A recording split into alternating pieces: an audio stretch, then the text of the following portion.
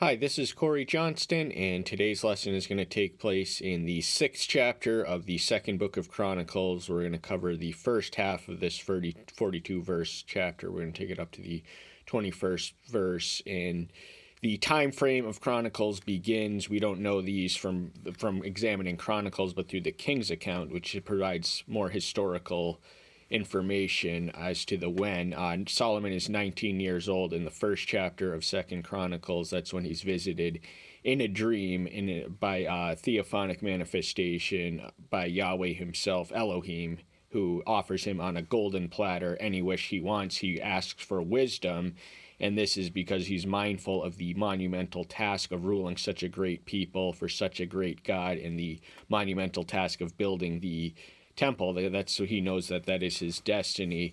So these answers so impresses Elohim that he gives him that which he did not ask for. He gives him all this wealth and all this prestige and honor. And then the second chapter describes the business arrangement, the alliance that was formed between him and King Hiram, the king of Zidon, the city-state in Phoenicia to the north.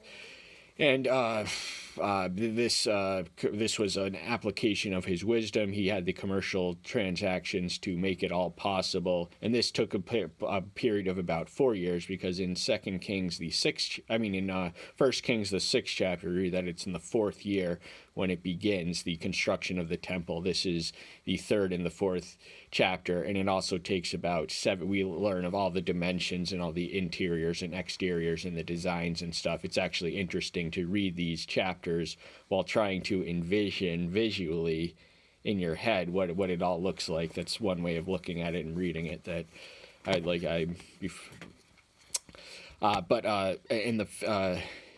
So this is the process. The entire process took 7 years, the building the temple, and it began in the 4th year. So he's at the 11th year of his reign. He is 30 years old when he has already accomplished the main thing that he was to accomplish, which is the building and the construction. And now he's at the dedicating phase, but he doesn't fully dedicate it until the 12th verse of the 6th chapter. We're going to review the 5th chapter, the things that take place when everything is done. And all the work that Solomon had done for the house of Yahweh was completed. And Solomon brought in the sacred items of his father David, the silver and the gold and the utensils, and he put them in the treasury of the house of Elohim.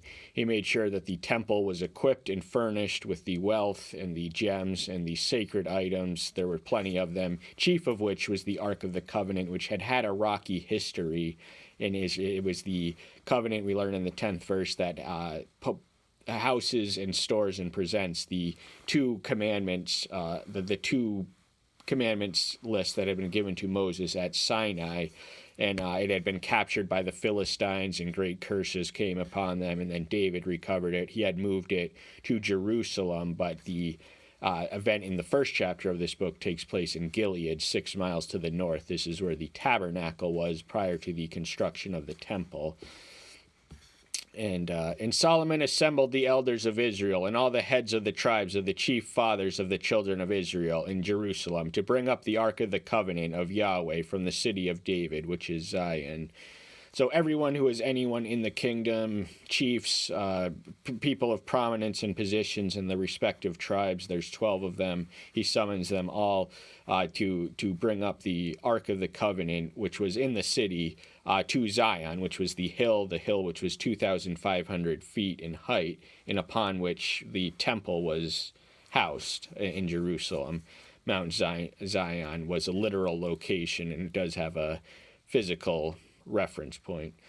Verse 6, and King Solomon and all the congregation of Israel were assembled to him before the ark, were slaughtering so many sheep and cattle that they could not be counted or numbered. One of the purposes for the temple was to give the physical location whereby which one could bring their sacrificial slaughters. That's how they atoned for sins in the Old Covenant. They brought animals that were slaughtered, and the innocent animal bore the guilt of the sinner, and they really went to town at this occasion. They covered any sin.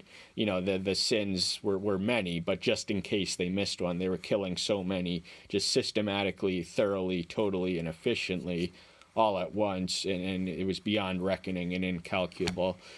Then the priest brings in the Ark of the Covenant of Yahweh into its place. This is it has a definite location in the temple. And then verse 10, and there was not in the ark but 2 tablets which Moses put at Sinai, where Yahweh made a covenant with the children of Israel, where they came out of Egypt. This takes us all the way back to Exodus 19. This is when the 10 Commandments were delivered in physical form. This is the writing of the finger of Yahweh himself. He doesn't have a literal finger, but his hand made it all possible. What was written on these 2 stone tablets were the direct fingerprints in the commandments directly from divinity itself. You cannot exaggerate the sacred significance of what these things meant to these people. This was where it all began. This is when they became a nation with the law.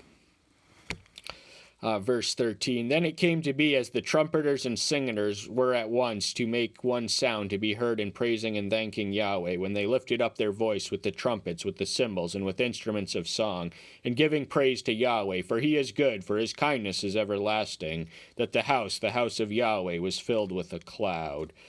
So this would have been an occasion where anyone was there, including people in the audience, but also the priests. They definitely would have been there. The Levites are listed, and they're all there, and there would have been singing and trumpeters and music and worshipers and just everyone praising and thanking Yahweh. They have their lifting up their voices. They're praising him out loud and in public, collectively as one, as a nation, as a people.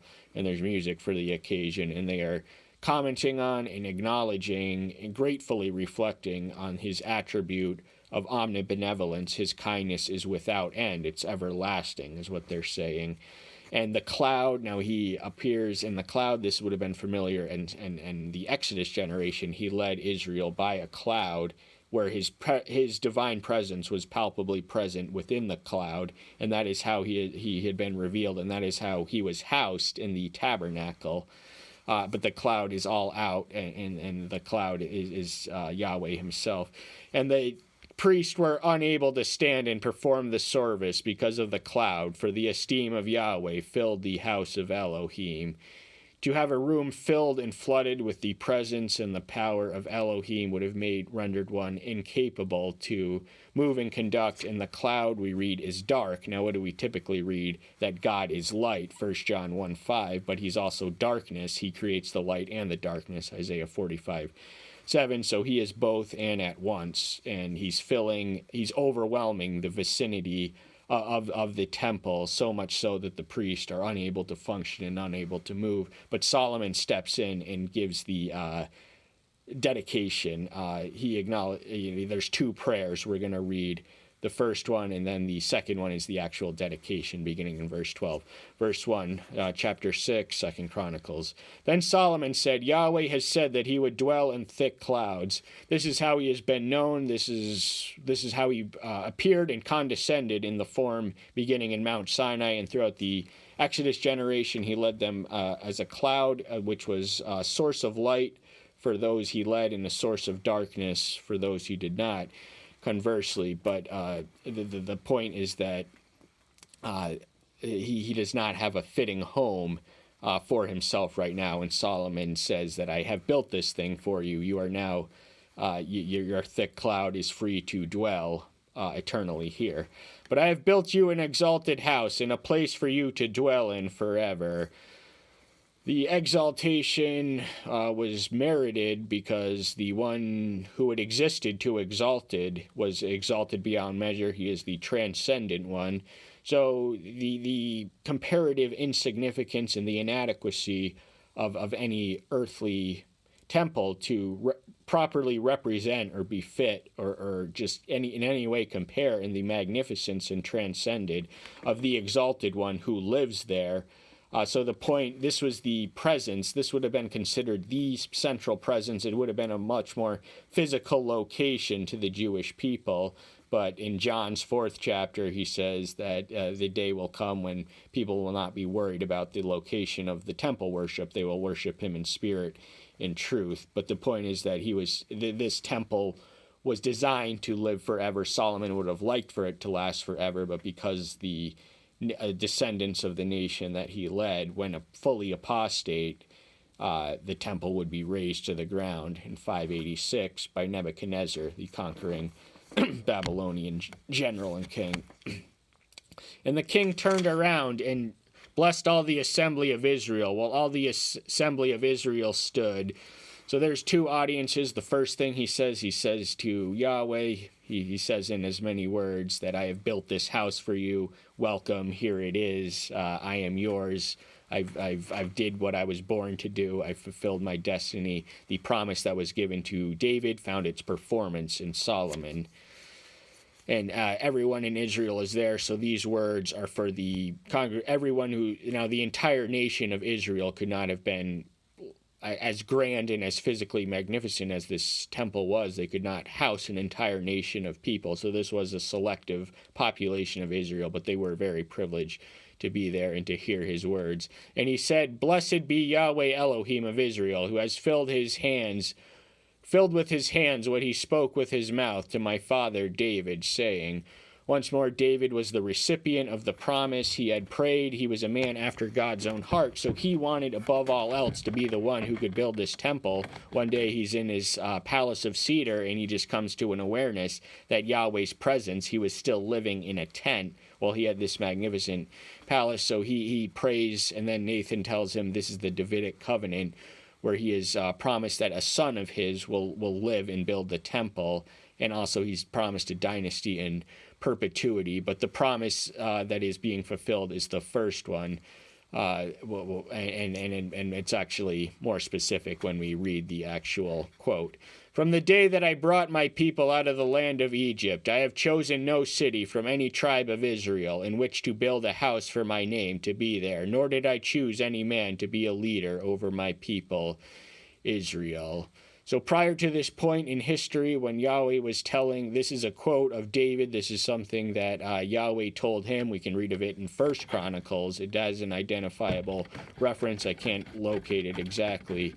But he's just saying that now when Moses was not a king, Joshua was not a king, the judges were not kings, Samuel was not kings, Saul was a king, but he was not a leader by his standards. So David was the one, and Jerusalem was the city, is what he's trying to say. But I have chosen Jerusalem for my name to be there, and I have chosen David to be over my people Israel.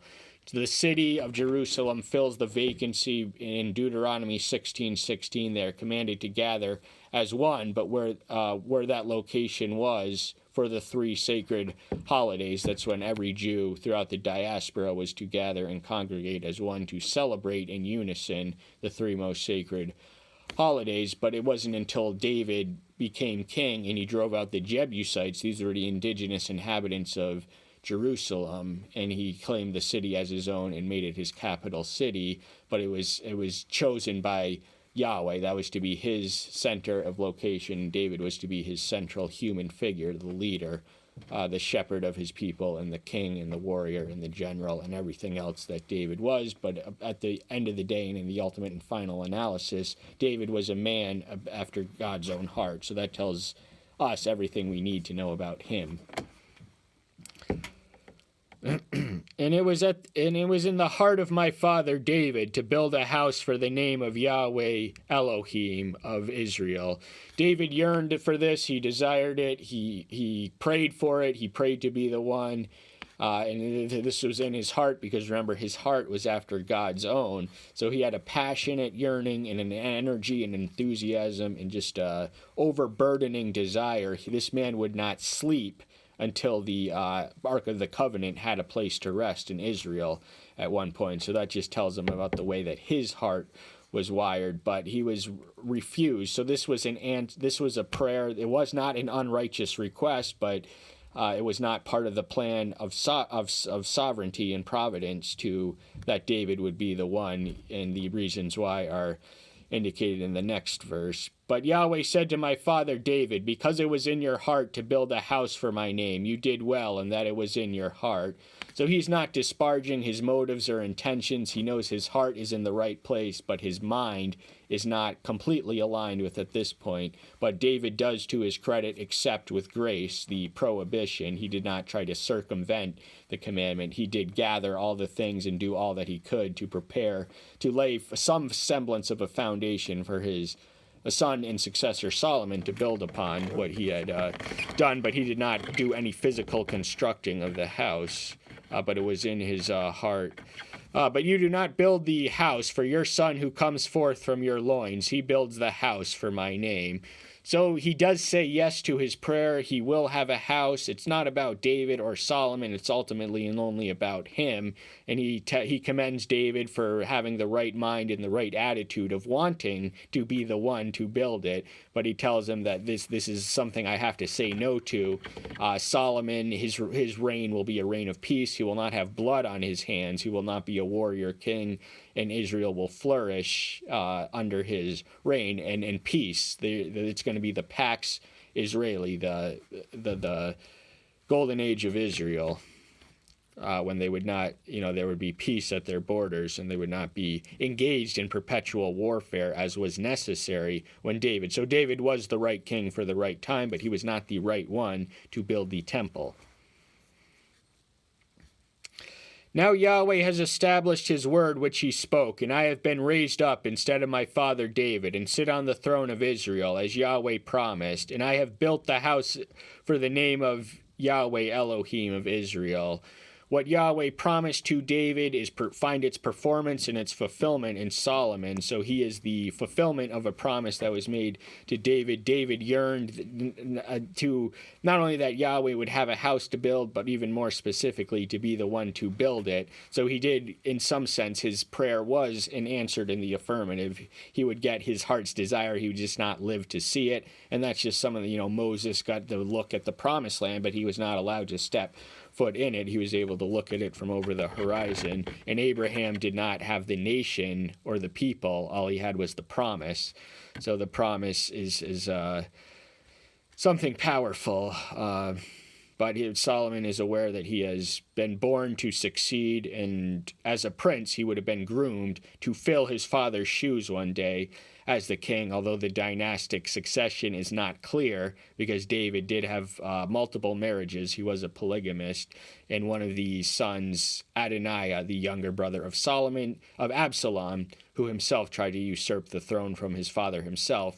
Adoniah tried to usurp the throne from Solomon, but he squashed it, and he ultimately ended up killing him because Adoniah left Jerusalem, where he was instructed on pain of death to remain, to capture 2 of his runaway slaves, and Solomon found out and just executed him.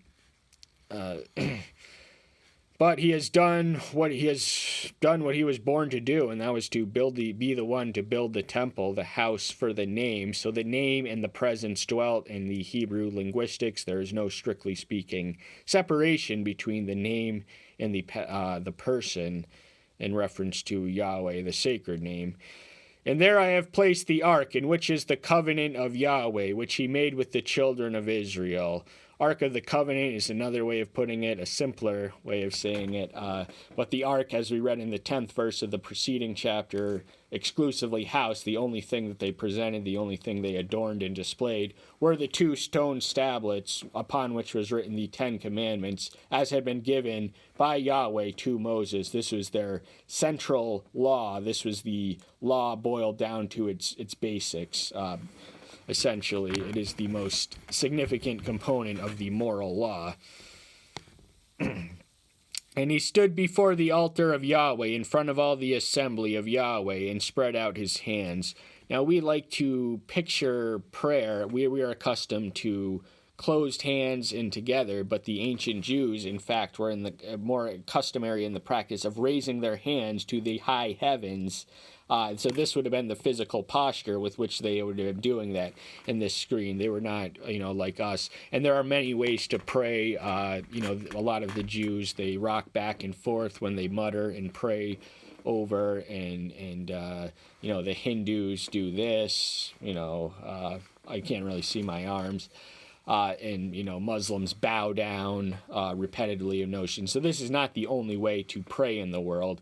And the Jews at this specific occasion were not praying as we ordinarily physically praying, but they were praying nonetheless, and they had their hands directed towards the one that they sought to summon. So this is now Solomon speaking to Yahweh. He is at the altar of Yahweh in front of the assembly of Israel, where he's spreading out his hands. So that is where there he is, and this marks the second distinct prayer.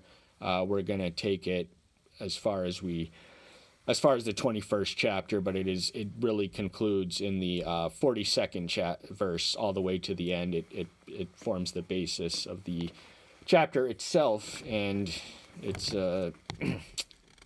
it has a parallel and overlap in 1 Kings 8, the dedicatory prayer. And I believe I did one on that. The range is 8:22 through 53.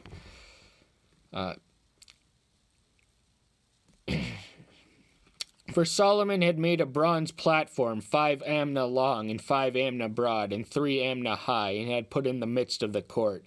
And he stood on it and knelt down on his knees before the assembly of Yahweh, and spread out his hands towards the heaven.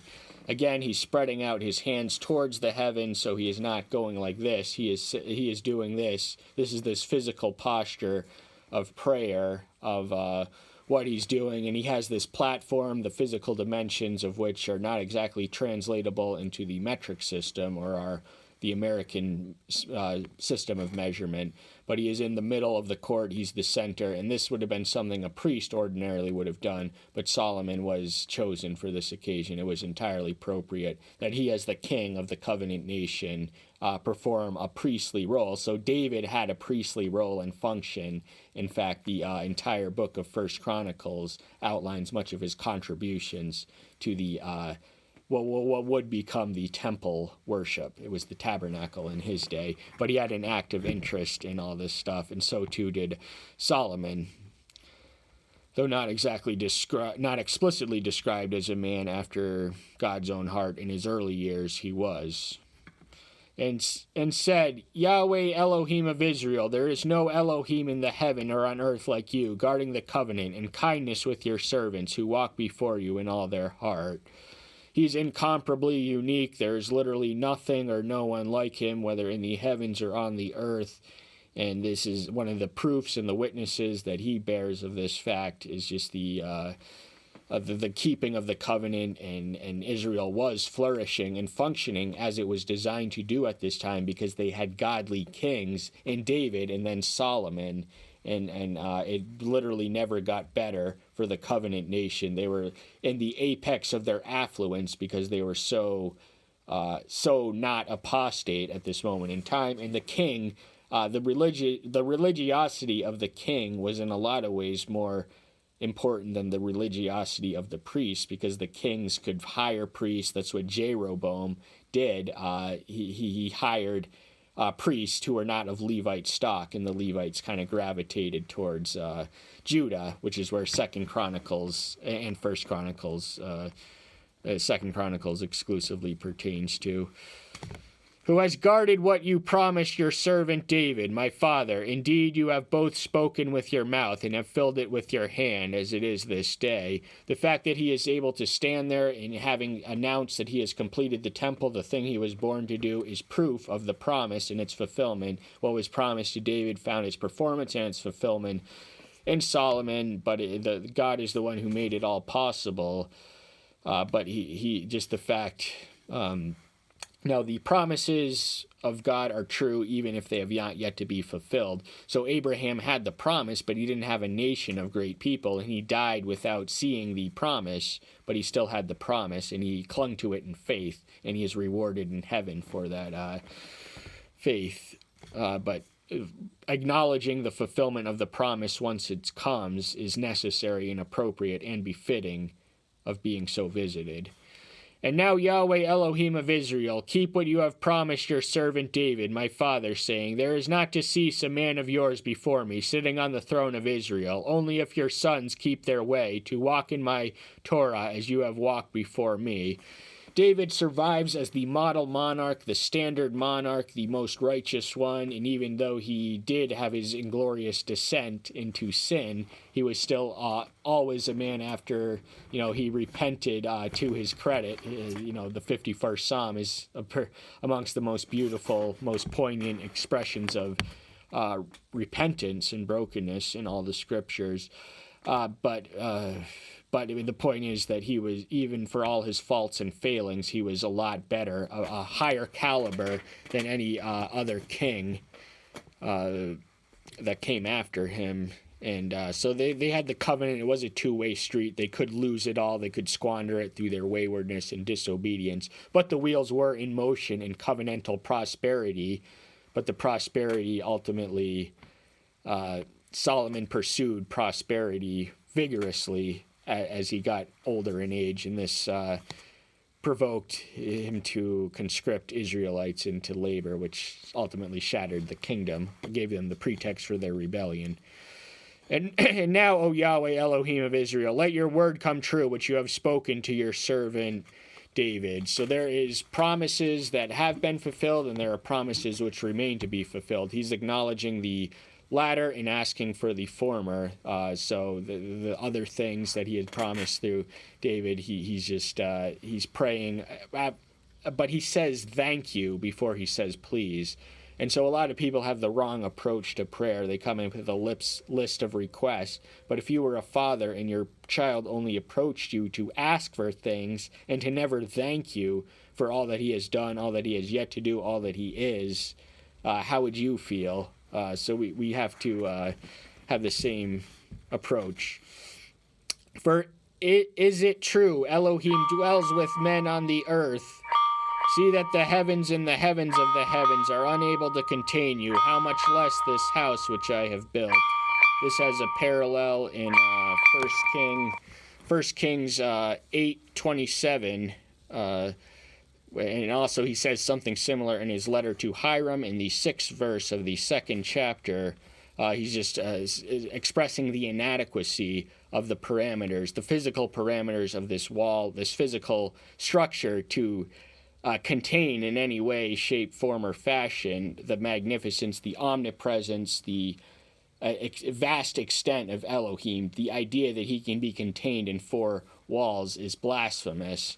And this is one of the trappings of the temple, was that the apostate generation, Isaiah speaks against them in 66:1, and also Stephen echoes this citation in Acts 7:48 through 50, and so too does Paul in the 17th chapter of Acts, just describing does the maker of the heaven and earth dwell in temples made by men? No, of course not. He is bigger than that. He is grander than that. Solomon is approaching from the own insignificance of his monument, his pride and joy, his life work. He looks back and just has, he did his best, but his best is ultimately not good enough. And that's okay, because we give the best of what we can, and he provides the rest. Yet you shall turn to the prayer of your servant in the supplication, O Yahweh my Elohim, to listen to the cry and to the prayer which your servant is praying before you. He's asking for his attention. He's asking to be answered. He's telling him that he is praying on this solemn occasion, this sacred moment in time in human history when he has a place to dwell forever. That's how Solomon wanted it and designed it. Sadly, his descendants would corrupt the covenant nation and raise the temple to the ground. But whether his servants, now the Jews in the exile, could pray in the direction of where the temple once was. For your eyes to be open towards this house day and night, towards the place you have said to put your name there, to listen to the prayer which your servant prays toward this place.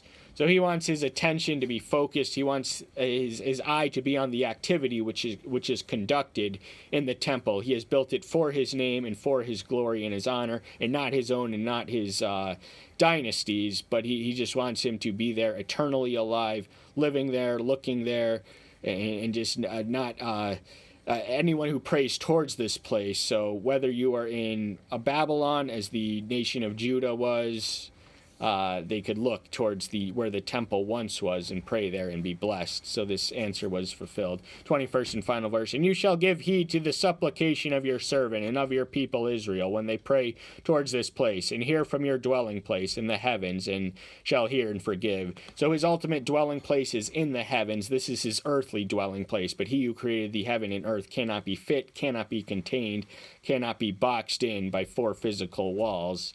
But he is there, so he will hear. So he is literally as close as the mention of his name. You can summon him by calling him out loud, and he will be present. That's all the time we have for today. Thank you so much. I'm so glad you're here. Stay tuned until next time. I'll see you then. Bye-bye.